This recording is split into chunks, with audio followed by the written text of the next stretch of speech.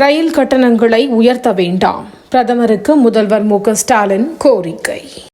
திமுக கூட்டணியில் புகையும் இல்லை, புகைச்சலும் இல்லை, அமைச்சர் கே.என். நேரு பேச்சு.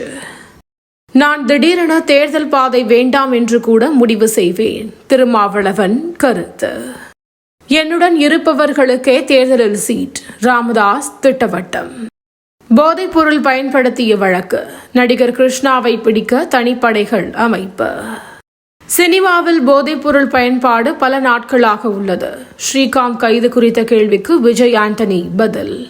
நீர்வரத்து அதிகரிப்பு, குற்றால அருவிகளில் குளிக்க தடை. வெற்றிகரமாக விண்ணில் பாய்ந்தது ஸ்பேஸ் எக்ஸ் டிராகன் விண்கலம். விண்வெளி மையத்திற்கு செல்லும் முதல் இந்தியரானார் சுபான்ஷு சுக்லா.